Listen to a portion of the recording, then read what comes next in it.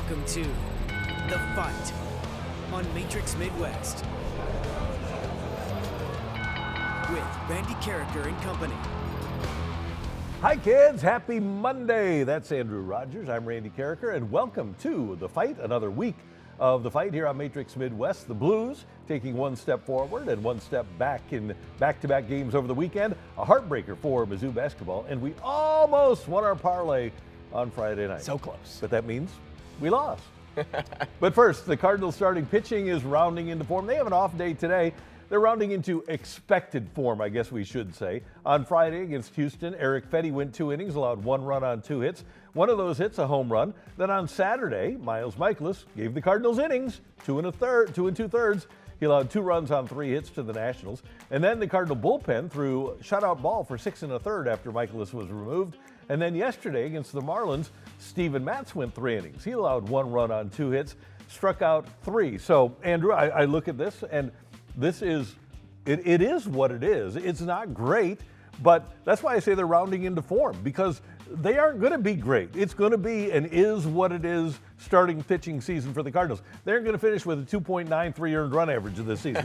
They're going to shock the world, but at least at some point they're going to give you some innings, and in their second and third starts, we're starting to see it a little bit. Yeah, and you know, I love that you use the word expected form, because you're absolutely right. If these pitchers can stay healthy, this is what you can expect out of these guys. The thing that I would love to see is maybe avoid giving up that first inning home run that we've been seeing a lot this spring, but the pitchers have done a great job of bouncing back after those moments. Fetty got his ground balls and his strikeouts. Matt, I'm not saying he's ever going to return to the form that he was 2-3 years ago, but he definitely can be a pitcher that can execute his strikes. The balls, though, they're too far of misses for me. I'd like to see his off pitches, his off-the-plate pitches, a little bit closer to the zone than they already are. And then Mikolas, we kind of know who he is. He's not going to, as Randy put it, shock the world in any way. If he can stay healthy, though, he's the type of guy that maybe his strikeout numbers can come back up a little bit. I'm not saying that they're going to be 150, but maybe they're more like 130. And opponent batting average needs to get a little more consistent with him. And Andrew, the Cardinals are talking now, because they didn't trade Arenado, about actually trying to compete. Well, here's what you have to have if you're going to compete. You need to have like a 2018 Miles Mikolas. It's 2025 now. You need to have a 2021 Steven Matz. It's 2025 now. You need to have an Eric Fetty, who's really only been solid for 3 months of his career, 4 months last year with the White Sox. Is that something that you should really count on? And then Sonny Gray has to be what he was 2 years ago and not necessarily what he was last year. And then you need to have young pitchers step up, because people like McGreevy and Palante are going to fill in for the inevitable injury. So you're asking people to do things that they did a long time ago, and I don't think that's a realistic ask. No, it's not. And in terms of a youth movement, here's what I've been seeing a lot from fans. They're getting frustrated because the Cardinals haven't picked a direction still. They're still going with some older heads in the starting rotation, because you can't move on from these guys. You got to get use out of them in some way, shape, or form. But it's also hard to cheer for a youth movement. It's easy in the beginning, but when you get into the middle points of this season, it's not a fun thing to say, oh, youth, because they're not going to be winning games. They're not going to be competitive in those games. But it is nice to see guys like Graceffo and Roby show some success early in spring. Yeah, Roby with 3 solid innings on Friday, Graceffo 2 scoreless frames on Saturday. And the Cardinals, let's be honest about it, they're half in with the youth movement. The position players are youth movement. The starting rotation is not a youth movement. And there's still some concern about the offense, unfortunately. Yesterday's top 3 hitters were Mason Wynn, Brendan Donovan, and Lars Nootbaar. Wynn is now 0 for 15 on the season. Donovan 1 for 13. Newt is 2 for 9. Ivan Herrera is 0 for 7. Nolan Gorman did get a hit. He's 1 for 15, but this is not a situation where you say, oh, I'm really excited about what's going on with the Cardinals. I think it'd be very difficult for most rational observers to be really excited about the offense right now. This is a spectrum thing for me, Randy. On one end of the spectrum with guys like Wynn, 6, by the way. with guys like Wynn, with guys like Donovan, with guys like Newt, they're not losing a position. They're going to start on opening day. The thing with them, though, is going to be how much grace is the fan going to give those guys, because you're expecting them to perform like they have in the past. Then you have guys like Sajasi, guys like Fermin, they're not taking anybody's job, but at the same time, they're the ones that, you know, if you're pushing this youth movement, you want at-bats. You need these guys to get plate appearances. And then you have guys like Karraker and Gorman who are found in between and carry the most pressure. And here's the thing, and you mentioned this to me last night, people on social media saying Nolan Gorman should start the season in AAA. Why? Who is he blocking that is going to be really good for the Cardinals? And the other thing is, with Nolan Gorman, you need to get 500 at-bats out of him. You need to find out what he can or cannot do. You're not going to find that out if he's in Memphis. The Cardinals, that's why they wanted to trade Arenado so bad, so that they could find out what they have in Nolan Gorman. It just makes sense. And I know it might be unsavory for some people because it doesn't mean, as Andrew said, that you're going to lose games, but it makes sense to find out if these guys can play at the major league level, not at AAA. You don't learn anything about Nolan Gorman at this stage of AAA. No, Nolan Gorman has to be up in the big league ball club, and he needs his at-bats in order to prove that he can be a good hitter. It's not easy to change your swing. It doesn't happen just overnight, and I'll explain that a little bit later on in the show. But Nolan Gorman is the type of player that needs to stay where he is right now. You need to keep plugging him in, and you need him to figure himself out. And the Cardinals 3-6 after 9 games. They have an off day today. The last spring training game is 3 weeks from today, so you still have 3 weeks of spring training to get things somewhat straightened out. Still plenty of time to get the offense going, or at least to a reasonable level. Meanwhile, let's talk some hockey. The Blues played another dominant game on Saturday against the Kings. They beat LA 4-1 and outshot LA 34-26. Took it to them in the third period, too. They got within a point of the final wild card spot and are 2 back after last night. Man, you look at the way they played at home on Saturday night, and you say, this could be a playoff team. I totally get what happened last night when they fell apart in the third period because I think they were fatigued. But they've shown, with their 4-game winning streak, they showed what they're capable of. I think the Blues, and it sounds cliche, but they do a great job of playing every single game like it's 0-0. There have been multiple times in the stretches after. This SE, by the way. Yeah. Oh man, nice one. That one's a deep cut there, Randy. But throughout the back half from the Four Nations tournament, you had games against Colorado and the Kings where they were trailing 1-0 in that game and found a way to bounce back. They went into period like, okay, fine, we know it's 0-0. We'll end up putting goals on the board. Then you had other games where they were scoring consistently, had the lead, but then somebody tied it, like the Capitals.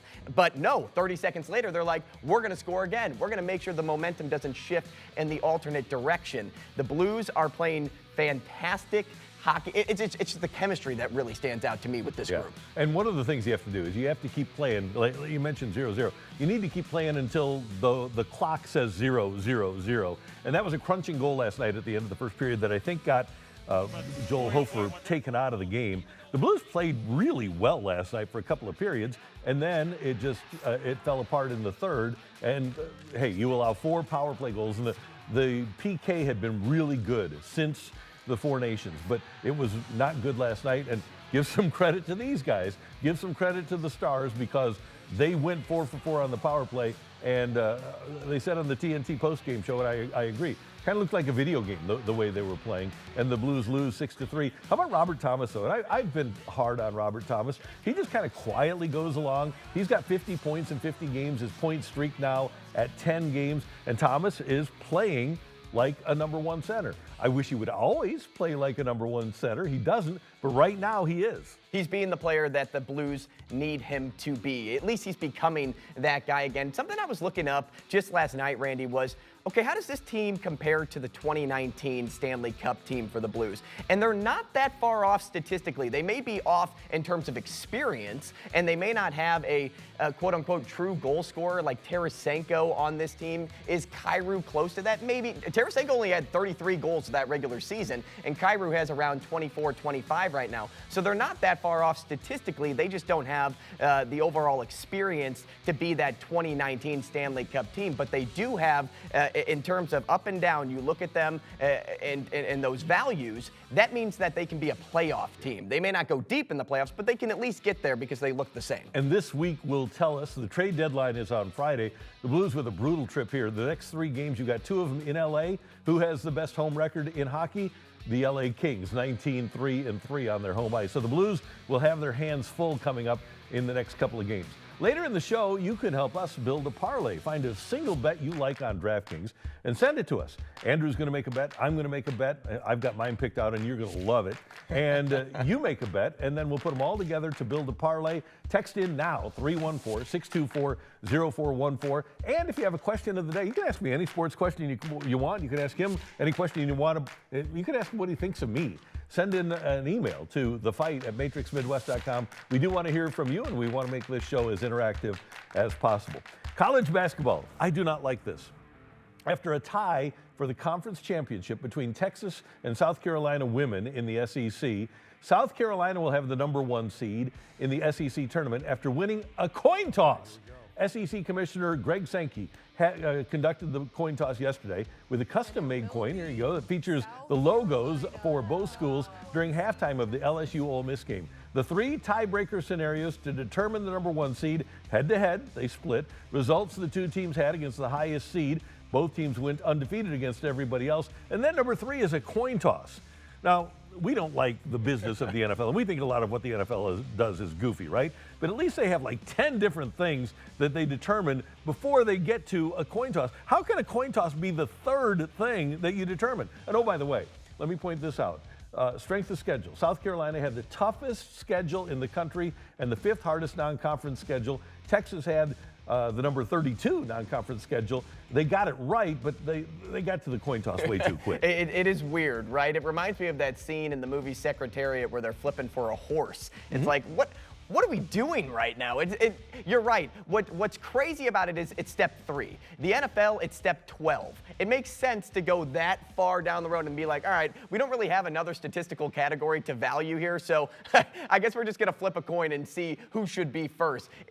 It needs to be step 6 or 7 in the women's basketball plan. There's plenty of other things that you can value here to put ahead of just a 50-50 coin toss. It seems like you just don't care at that point. I think it just makes sense. And oh, by the way, we are counting down the days until March Madness here on The Fight. And Matrix Midwest and the road to the big dance runs right through St. Louis with Arch Madness. And we're giving you a chance to catch all the madness. All you need to do is head to matrixmidwest.com/archmadness to sign up for your chance to win 4 all-session tickets to the Missouri Valley Conference Tournament right here in St. Louis. You have until Wednesday to put your name into the hat, so get to matrixmidwest.com and you might wind up at Arch Madness. Coming up, it's a good thing college basketball doesn't play home games in the tournament, and Matthew Tkachuk may have more impact on hockey than he ever dreamed possible. That's coming your way in The Fight on Matrix Midwest.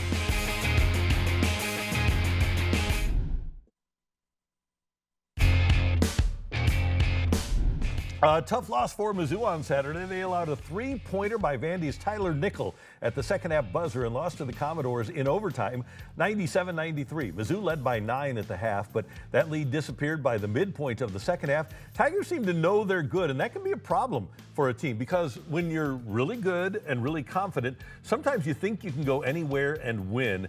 And Andrew, Mizzou 18-1 at Mizzou Arena, 3-6 elsewhere. So they've got to be very glad that the SEC tournament is on a neutral site and the NCAA tournament will be at neutral sites. Absolutely. You have to tip your cap, imaginary cap in this case, to Vandy. They made the big shot. They made the shot when it counted. And something that you can look back on this Mizzou loss are 3 different things for me. It's the rebounding woes. A guard team should never out-rebound a bigger team. The second thing, points off turnovers. Vandy scored 22 points off of turnovers in this game, and then, of course, they allowed that wide-open 3 down the stretch. There were some lapses in this game defensively. There was also some offensive inconsistencies, and these are things that can lead to a disappointing exit come NCAA tournament time. A lot of times when you have a big guy, a 7-footer, he's never had to play with great effort before because he's so dominant against people that are 6'2" in high school. Looks like Josh Gray does that at times, right? And he had some moments in this game. You talk about where you have to, against a guard team, you have to be able to dominate the boards, and he didn't. He looked like he felt like he could just handle anything he wanted, but he couldn't. So Mizzou needs to get him going on a consistent basis, and they're a really good team, and they can play with anybody. At Oklahoma on Wednesday, that's a road game they should win, and then they host Kentucky in their finale on Saturday. And hosting is the key word there. Getting that win heading into the SEC tournament would be huge. All right, we've talked a lot on this show about Matthew Tkachuk and Brady Tkachuk and the impact they can have on the future of hockey, getting young people interested in the sport. But Tkachuk was placed on IR by the Panthers yesterday, and it might lead to long-term IR after suffering a groin injury in the Four Nations face-off. I wonder, Andrew, if team executives and owners will want their players to play in future best-on-best tournaments. They're already locked in for the Olympics next year, but are we going to see best-on-best tournaments like the Four Nations anymore, or the NHL and the Olympics, because people like Matthew Tkachuk are in the on the injured list now? Yeah, those team execs and owners are probably going to vocalize their concern with it, but you have to leave it up to the players at the end of the day. It's their choice. They get to choose if they want to play internationally because that's their right. Here's the thing. You can get hurt in practice. You can get hurt in training camp. You can get hurt in games. Heck, Sammy Sosa got hurt sneezing one time back in 2004. But if I'm an owner, and it's not just Tkachuk, but it's Shea Theodore for Vegas, it's Charlie McAvoy for the Bruins. If I'm an owner, I'm looking around the league saying, okay, I'm paying these guys millions of dollars to help me win. And I get that. They didn't get paid anything to play for the Four Nations, and they got hurt, and now I'm paying them to not play for me, and it might cost me a chance at a Stanley Cup. Those are all players, well, the Bruins not so much, but certainly Vegas is a team that is gunning for a Stanley Cup championship, and so is Florida. So I could understand why the owners of those teams would not want their players playing in future tournaments like this. I get that, but it's about morale with me, and the player morale is most important, and they should deserve to chase their dream of playing internationally. Saturday at the Jewel of Midtown, Chaffetz Arena, a dominant performance by St. Louis U as they hammered Loyola 98-67. The only time they trailed was 2-0. They built the lead to 25-7 and rolled past the Ramblers. And even though they don't have a ton of depth, Amari McCautry, the freshman, has stepped up as a bench player for St. Louis U, and they can do some damage in the A-10 tournament. And I am trying to bring them a little bit of luck with the pullover today. And you are, because, I mean, not only is it just a fine look, but they're really fine-tuning their game right now. You either need depth or spread scoring to be a good team that can make a little bit of magic, and they have that scoring spread around with their three-headed monster. This is a team, Randy, that if you look at the A-10, they're middle of the pack. And all of their numbers, they're right in the middle, but they are playing like a team that is as strong as VCU right now. If they win their last two regular season games, they will get the double bye, and they'll be able to take advantage of their lack of depth, because winning 5 games in 5 days, almost impossible. 3 in 3 days, that's a different animal. And when you have Jimerson, when you have your big fella, Kareem Abdul-Jabbar, you're going to be able to win some games because those guys can take over games. And they're one of the hottest teams in the Atlantic 10 right now. Away from VCU and St. Joseph, they are on a 3-game winning streak, and they are playing some of their best basketball. Schertz has done a tremendous job with this great. group. By the way, what do you think? Are you going Kareem Abdul-Jabbar? Are you going Slew Alcindor? Are you going Robbie Buckets? What's your name? No. Steph Blurry? It's Steph Blurry. It's Okay. Steph Blurry for me. When you said that for the very first time, I just couldn't get it out of my head. That's the name. Robbie Avila is his real name. At Angels camp, Albert Pujols announced that he's going to manage the Dominican Republic team at next year's World Baseball Classic. He talked to the media in Tempe, Arizona. Well, I don't think just managing in the Winter League increase or give me more desire to get in the big league ball club level. I mean, I always want that desire if the opportunity is right and they open the door for me. I mean, I always said it openly. I want to have the opportunity, to be a manager here in the big leagues if the opportunity is right, and they give me the opportunity. So I think being in Winter League and do it this year, it just give me the experience that I needed. I can't believe this is happening. This is a guy that made well over $350 million playing the sport, the best player of his era, and he's going to be a manager? Ted Williams tried it. It didn't work very well. I wonder how it'll work for Albert. he should be the Cardinals manager right now, Randy. Come right on. now. And this is not against, there's nothing against Ali, but young players in this in terms of a youth movement, they want to surround themselves with greatness. Many will say if you put Pujols in this situation, he'd be set up to fail. I think it's a position to thrive. There's two things here for me. The first is fans would give him a lot of grace. The second one, if he would be successful, he would cement himself as a great manager. His reputation would be cemented, and that would just be great to see him in a Cardinal uniform again. One thing all great managers have in common, great players. And it'd be really hard to thrive if you don't have great players. Who's the great player on the Cardinals right now? They don't have one. So Albert would have to make some. Victor Scott. Let's see if he can do it. Another 0-0 draw for St. Louis City SC, this time at San Diego in their first ever home game at Snapdragon Stadium in San Diego. SC had only 2 shots. Both shots were on goal, but that's not enough to win. And a 0-0 tie. Concerned that this is just who City is? Yeah, I really am, Randy. I don't know if they have a true offensive player, like a true goal scorer on this team. We talk about that a lot. And Klaus came off the bench. Right, and that was weird to me, that he came in at the 60th minute mark. I thought to myself, okay, how is your best quote-unquote goal scorer coming off the bench in this game? This reminded me of a game, though, like when I would play in high school, we'd play a much better soccer team than us, and we'd say we're playing to tie. It felt like St. Louis was just playing to tie in this game. Yeah, and Olaf Melberg was a defensive player in his playing days. And hopefully they'll get to a point, because they brought in a lot of skill. There's a lot of talent on this team that can put the biscuit in the basket. Well, it's the ball in the net in this sport. Yeah, but anyway, same difference. You can score. A 0-0 tie in your beautiful kits on the pitch in San Diego against an expansion team, not acceptable. Not when you only have 2 shots on goal. It's not impossible, very difficult to win games when you only have 2 shots on goal. Win matches, I'm sorry. Yeah, well, here's the thing. There just wasn't enough attack. They were playing too far in their own end, and frankly, you were just holding your breath, hoping that San Diego wasn't going to net one. That's it. The difference was 72% to 18%, I think, in terms of possession. Well, that wouldn't math. You said 28%. But here's they're just not. They're not a great. They're just not a great offensive team. And City visits LA Galaxy next Sunday, and LA Galaxy off to a slow start, but they've only played 1 match. They're 0-1. So there you have it. Coming up here on The Fight on Matrix Midwest, we've got a couple of local basketball teams with different looking weekends. And what's Albert Pujols going to do? That's coming up here on The Fight on Matrix Midwest.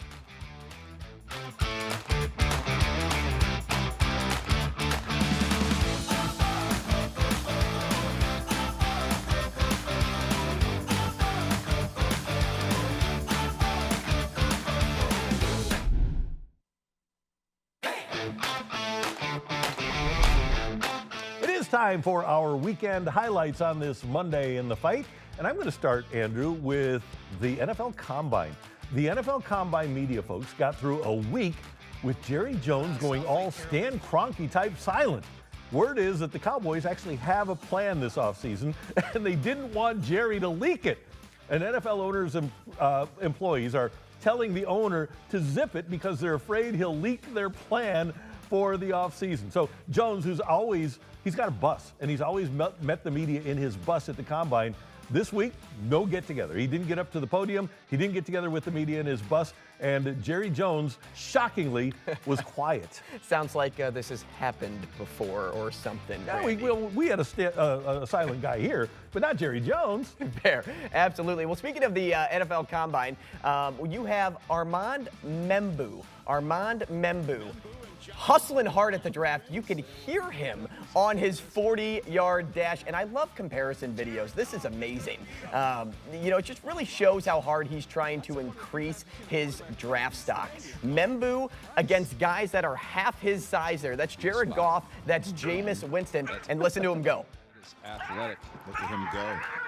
Like a freight train. He was a man on a mission, and I just think he's only doing good things for his draft stock right now. Some, Randy, are saying that he should go above Will Campbell. Would you agree with that? I would agree with that, but not because of a 40-yard dash time. Why the hell are we having offensive linemen run 40s? How often are they going to run 40 yards? I mean, Orlando Pace did it once or twice when he was blocking for Marshall Faulk, but 40-yard dash time does not apply to offensive linemen whatsoever. So I don't know why we're doing it. I don't know why they're The bothering. scoop and score, right? Yeah. It's all about the scoop and score. Scoop and score. Maybe that's it. Grant Wistrom was great at that. But yeah, I like Armand Membo, and I think that, yeah, he could go ahead of Will Campbell. And we've got some questions with the offensive linemen because of short arms. You know, they like the 34-inch arms, and there's the best offensive lineman in the draft has 33.5-inch arms. So it's not very good.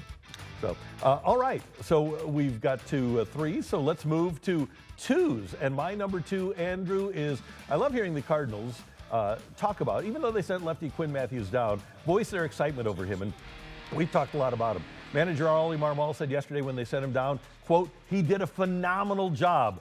Let him go dominate for a couple of weeks at Memphis and then get him into a Cardinal uniform by May and give him a good number. Don't give him, he's 60 right there. Don't let him wear 60 in the majors, and don't give him a stupid single-digit number either. So give him, you know what? Clayton Kershaw is number 22. Mm-hmm. We have number 22 available, I think. Let's give him number 22. Or when Steven Matz, well, no, Matz is going to be here. What if his favorite number is 60? No. Don't let him do it? No, get him. His number has to be between 22 and 49.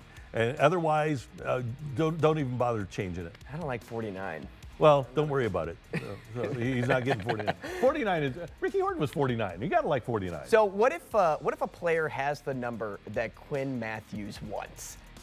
Because he's the pitcher of the future for this team. It depends on the pitcher. Depends on who's got the number. Who's got the number? Like Yeah. if it's like Sajasi, you say, yeah, 25, take it. Yeah, absolutely, yeah.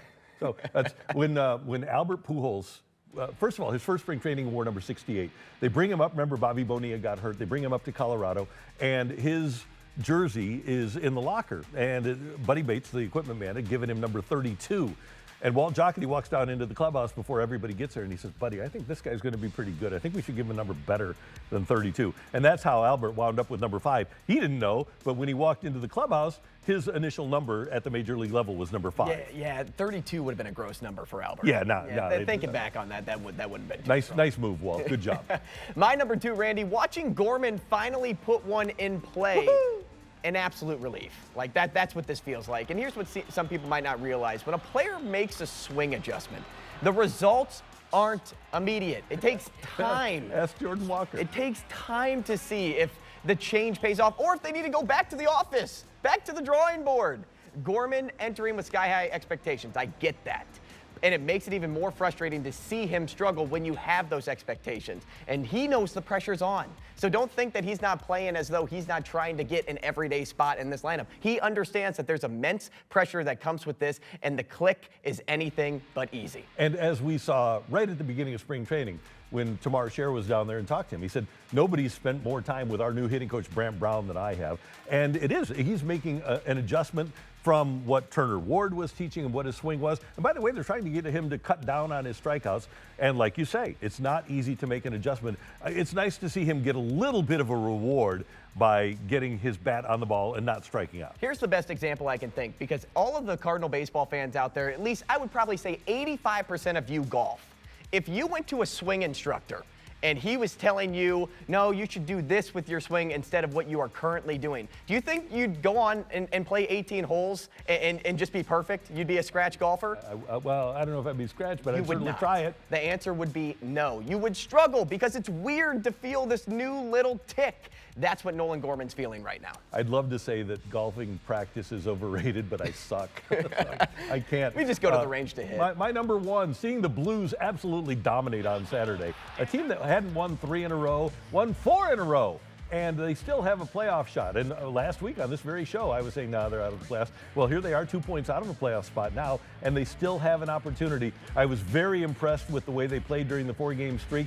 And Jim Montgomery has been playing Jim Montgomery hockey. I would not be surprised now if they go on a little bit of a roll, and at least heading into the last week of the season, they have a chance to make the playoffs. 1 point out of a playoff spot, right? Just one? Two now. Just two? Okay. Calgary got a tie yesterday. They did. Here's the thing, too, about St. Louis is nobody had this. Nobody predicted that the Blues would be this strong this time come March. Like, nobody had that on their sheet. And here they are doing what is you could call probably the impossible. It's good for St. Louis to see their hockey team playing as well as they are.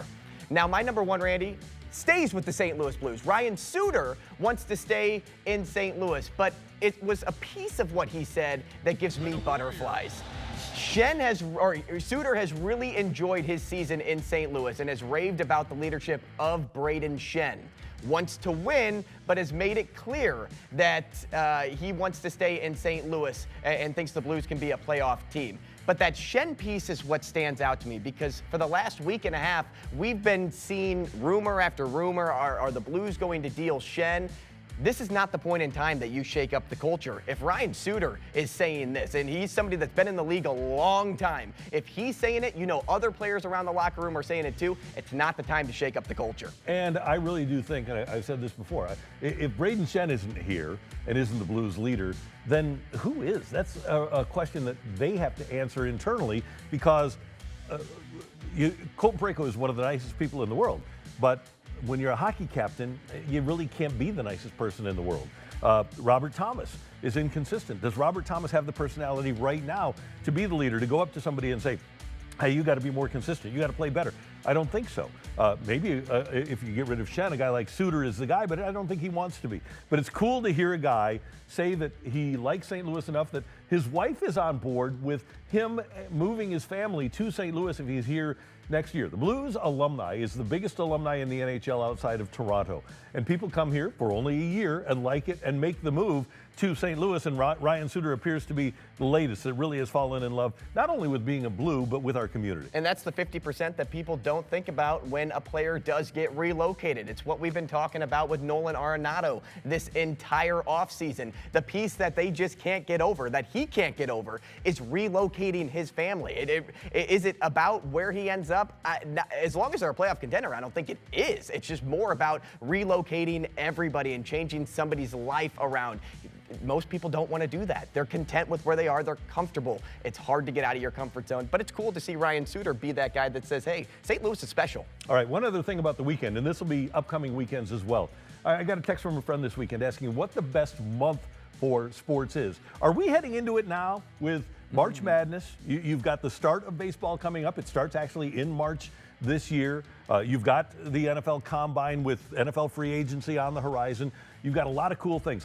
This time of year, and actually for me, it's April. Once we get going in baseball, once we have the finals for basketball, we have the NFL draft. April is my number 2, but my number 1 is actually October, because you've got the World Series, you've got the start of hockey, you've got football, and the weather is awesome. I get April, where you have the Masters, you've got the NCAA championships, you've got the start of baseball. There's a lot of great things that happen in April. That's my number 2. My number 1 is October. I think you hit the nail on the head. My number 1 would absolutely be that crossover season when the NFL season's coming around. Also think about all of you fantasy football lovers out there. That's where that fire starts back up. It's draft season. You're getting excited about the NFL, and then yes, you get the crossover of the playoffs, and college football starts up. That's a huge deal. It is the best time of year in the fall, not just because of weather, but for sports. And then second best, I think it is the tail end of March into April. So if you want to join into the discussion, we'd love to have your emails, or just send us a text, 314-624-0414.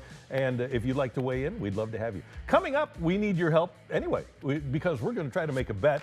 We're going to try to win. We have not won a parlay yet. We're heading into week 4 in the fight, and we still have not won a parlay. So we want to win a 3-leg parlay tonight. Text in to help us out with a single bet on DraftKings for a game tonight. The number again, 314-624-0414. We'd love to hear from you.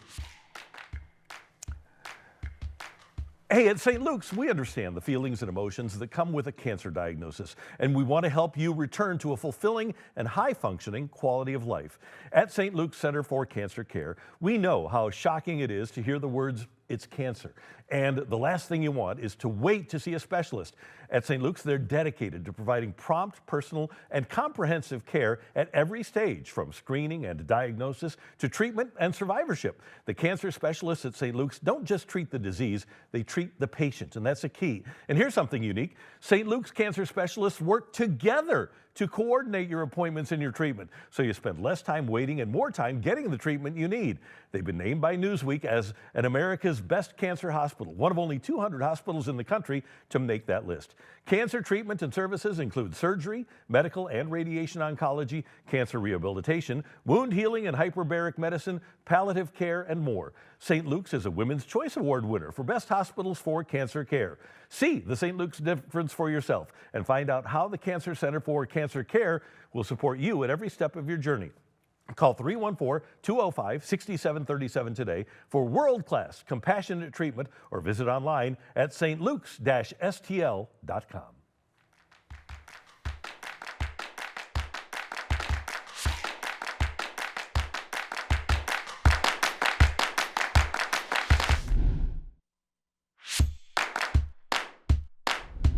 All right, time to build a parlay, and we've got some hockey to bet on tonight, and we appreciate you being a part of the show. We've got a listener that has helped us out. Andrew, I'm going to go with Alex Ovechkin, and I've used him a little bit lately. When we started making our bets, he was plus 700 to put the biscuit in the basket twice. Other people are thinking like Randy, and they're saying, oh, yeah, Ovechkin, 2+ against the Ottawa Senators.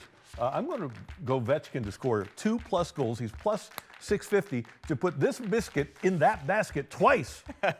And he's so close to the record. That is the big key here as to why I think a lot of people like this too. The Senators do allow a lot of offensive production, and why not give it to the best goal scorer in hockey right now? Ovi, 2+. I love that play. I'm going over to the college basketball slate, kind of like our listener. The 8 o'clock game tonight, Randy, is Kansas-Houston. If you watched college basketball this weekend at all, you may have seen Bill Self come out with a statement basically apologizing and saying, I tried. Well, you know, anytime a coach does that, I'm back here thinking, okay, I don't really know if everything's right, if everything is wired correctly with that team. Give me Houston by 10 tonight. They're a much better team, plus they're the home team in this game, and that's the play. Sorry, all you KU grads. It's just not your year. Just not your year. They'll still probably make the tournament, though. Yeah, they will. They were number 1 at the start of the season. That is true. That is true. Have we seen a bigger fall off? North Carolina was a pretty bad one a year or two ago. So we appreciate the text, by the way, that we've got for another KU bet. It's the same game, and we are going with the over, right? I believe the over was the play because life's too short to bet the under. Is it Mike? It was Mike. Mike. Yeah. What day is it, Mike? It's Monday. Monday. And that is our parlay, and it's juicy because of, well, of course, Randy. Plus 650 now. It was plus 700. Now it's plus 650. And if this one hits, which it should, because at some point it's got to be a lock, $2,000, almost $3,000 in your pocket. Almost 3,000. That's pretty good. And that is our parlay. If you have an idea for tomorrow's bet, text us or email us right now at The Fight at matrixmidwest.com. All right, time for Tioli here on The Fight. And we've got birthdays and anniversaries coming up here on Matrix Midwest.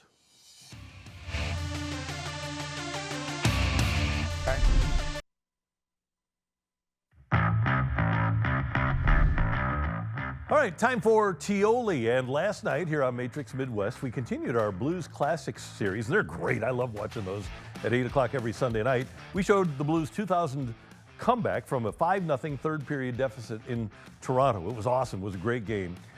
But at the same time that was being shown, this year's Blues fell behind 5-3 in the third period. I didn't think that team that was down 5-0 would come back in Toronto, but take it or leave it. When the Blues were down 5-3 in the third period last night, you thought the game was over. I am going to leave it, Randy. Yeah. The type of hockey the Blues are playing right now, they come back from anything. Of anything, they can come back and make a run. Dallas was just, they were in the right place at the right time. They were scoring nonstop. Oh, my goodness, you're not doing it to them. I am. You're not doing it. No, yeah, and Tyler's taking it to this. No! This game was OVER when it was 5-3. Yeah. Negative Nancy's on the show. I don't agree with this at all. We're positive Pats, but we're positive realistic. Pats? No. Realistic Rodgers? Yeah. I guess I'm more unrealistic with the leave it train over here. And Dallas just had good shots on goal. No, Like they had they were power plays, wide four of open. them, four They had power 4 plays. power plays, yeah, but the Blues hit a post. Everything could have changed if that puck would have gone in. And here's one of the reasons, by the way, that I thought it was over. It wasn't necessarily all about the Blues, but it was the fact that they had played such a dominant game the night before and put so much energy and emotion into the game against the Kings. Then you have to travel, and you have to play a game on the road against a really good team. Yeah, it just wasn't there. It wasn't their night. Legs were tired. And you know what? They lost 6-3, so who's right? That last goal doesn't really count, right? No. Yeah. All right, mine for you is this. Because all of the people on social media really got me thinking about Nolan Gorman and his struggles and wanting to be in AAA. So I thought about this. With him struggling, do you still want the Cardinals to trade Nolan Arenado? How many times can I put a check mark here? At least 15? Yeah. Here's the thing about Nolan Arenado. How about And 22? it doesn't matter that Nolan Gorman or whomever else is the third baseman. Let me You've just got color this a in for you. 33-year-old guy that's going to turn 34 in May, who's had 2 years of decline. We don't have those helpers anymore that we used to have, where we would get poked with a pen, you know? Is that what those things were called, helpers? Yeah, we don't have those helpers anymore. So that when players are getting to be 35 and 36, they get better. That's not happening anymore. So it's not just 2025, but do you want to be paying Nolan Arenado $64 million over the next 3 years in his ages 34, 35, and 36 seasons? I don't want that. Doesn't matter whether it's Gorman or it's a JC or Weatherholt, whoever, but I don't think that the Cardinals can build for the future with Nolan Arenado at third. I will just leave it to be different right now. Yeah, that's different. Just to be completely different, because the Cardinals currently could use a guy like Nolan Arenado on their team, in their lineup, to really, just develop a little bit of that stronger chemistry with that young core. I think he could step up. He's got a great. That's why Contreras and Gray are here. They are. Gray did stick around for that reason, and you're absolutely right. And Contreras thinks that this team can win. I think if you see great talent like Nolan Arenado on the field too, it just really helps instill that fire in the young guys. I'm going to leave it for now. All right. Okay, our director, Tyler, points out that up in Michigan, there's a controversy heating up and melting the ice. A 14U hockey tournament over the weekend. The final score was, get this, 43-0. That's 26% of the number of goals the Blues have scored all season in just 60 minutes of play. So take it or leave it, there's no need to change the rules to prevent this from happening. Getting beat like that is a great way to build character. Look at this, 141 shots on goal. Little Caesars, they're cheating. They're cheating. That's the arena in Detroit. Yeah. No wonder they won 43-0. Yeah, and then they got Little Caesars pizza after they won 43-0. Got to have a mercy rule. And I get it. I would guess that the Little Caesars guy probably called off the dogs. But at some point, you got to say, okay, it's what, 20-0? We're up by 22 goals. They weren't going to rally in the third, right? Bell Tire hockey. Bell Tire was not going to rally in the third. So I think once you're up by 15, you can say, you know what, let's just call it a day. Well, here's what I'm trying to wonder, and we're not good at math on this show, but how long is a Pee-wee game? Yeah. Like, is it like 10-minute periods? I'm not sure. So let's say it's 10-minute periods, and that's 30. This is not a character building. No. Let's just say, though, 30 minutes in total of hockey. They scored every minute, over every minute, so in seconds, you don't want to see a young team lose. I wonder if Bell Tire changed goalies. Can you change back? Yeah, did they have a goalie? Yeah, right. Yeah, maybe they played without a goalie that night. It's pretty amazing. So that was fun. That's good. That's Tioli here on The Fight. All right, we've got other cool stuff happening here on Matrix Midwest, and that includes some birthdays and some anniversaries, and we've got some great ones. You may or may not know these people. How about Jose Rondon? Got a cup of coffee with the 2021 Cardinals. Jose Rondon is 31 today. We found video. Did he actually hit a home run for us? How about that? Is that Tyler O'Neill? It is, Tyler. Yeah, there you go. So Jose Rondon, happy birthday. Former Cardinal lefty reliever Scott Radinsky, who made a couple of $1 million over 2 years, pitched in 45 games for the Cardinals, one in his second year. He's also a musician. Radinsky is 57 today. He was the lead singer for 10-Foot Pole. After recording 2 albums in 1995, the band parted ways with Radinsky due to his time-consuming baseball career. And since 1994, Radinsky has been the lead vocalist for the punk rock band Pulley. which has toured 3 continents and opened for Green Day. Wow, that looks like me when I karaoke. Yeah. I'm all in. I'm all in on the show. Happy birthday. Good guy on a team, even though he was hurt most of the time. But man, he's had a good musical career. Former Rams guard Mark Setterstrom is 41 today. He was good for a season here, and then just kind of fell off. I don't think he got the best coaching here in St. Louis, but Setterstrom got off to a good start and then got hurt, and I think there you go. That was the end of his career right there that you're seeing. These are the type of players that, when I was growing up, never paid attention to. So sorry, Mark. I know you were here, though, now. Yep, he was good. Former Rams running back trunk candidate. This is unbelievable. Born on this day in 1977. He was the first-round draft choice of the Rams the year after they won the Super Bowl. He was number 32. And Mike Martz was infatuated with his speed. He was very fast, but it was really weird. Whenever trunk candidate, or whenever Marshall Faulk would get hurt, trunk candidate would play, and then he would get hurt. It was like he didn't want to play. So he liked being a backup. Yeah, he was fine as a backup, but man, he did not want to, didn't seem like he wanted to play. He got hurt whenever Faulk got hurt. He did have a good game one time against the Jets, but he wasn't worth a number 1 pick. Happy birthday to Jackie Joyner Kersey. Maybe the best athlete the St. Louis area has ever turned out. She's 62 today. The East St. Louis native won gold in the Olympic heptathlon in 1988 and 1992. She won the gold in the long jump in 1988. She is and was a spectacular athlete and is as good a human being. Born in East St. Louis, Illinois, and an extremely accomplished athlete and person. Happy birthday, JJK. Best female athlete of all time?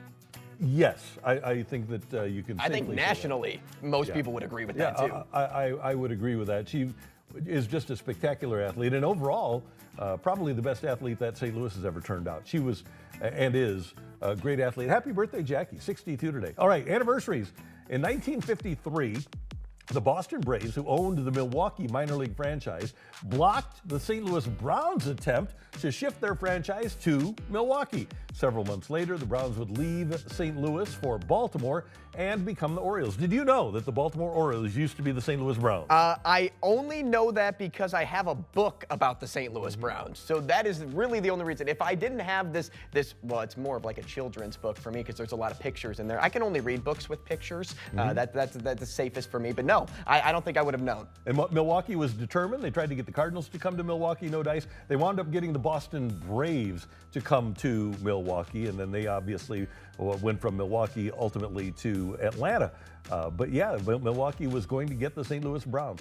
And in 2000, the Blues become just the second team in NHL history to win 10 straight road games with a 5-2 victory in Atlanta, tying a mark set by the Buffalo Sabres in 83-84. Now, since 2000, 6 other teams, including 4 with 11-game road winning streaks in the last 2 seasons, have eclipsed that record. 4 have broken the Blues record in the last 2 seasons alone. The 05-06 Red Wings have the all-time record, 12 consecutive road victories. Heater is the key word down there at the bottom of the screen. Talk about a heater. Incredible showing from that group. Maybe we'll see that from this group currently. Maybe. So I wasn't planning on using heater, but winning streak didn't fit. So I like the word heater more. All heater. Yeah, Blues tie mark with a 10-game road heater. And that was fun. Hopefully, like Andrew says, hopefully the Blues will be able to get that going and get a little bit of a heater going here down the stretch in the 24-25 campaign. Do they have it in them? I think so. This group is connecting on all cylinders right now. The Cardinals have an off day today to decompress down in Florida. Take a little bit of a break, and they'll be fine. And as we look at what's happening, Wake Forest and Duke tonight on ESPN at 6, and that's what we got. And then Kansas and Houston, the one we're betting on. That's the big one. Yeah. So there you have it. And Director Tyler wants to know, what's your favorite sports arena? Madison Square Garden. It's the one. No spring training, no Blues hockey, no local college hoops. So that's what we got going tonight. Thanks for tuning in. For Andrew Rogers and our outstanding director, Tyler Klaus, I'm Randy Karraker. Have a magnificent Monday. We'll see you tomorrow.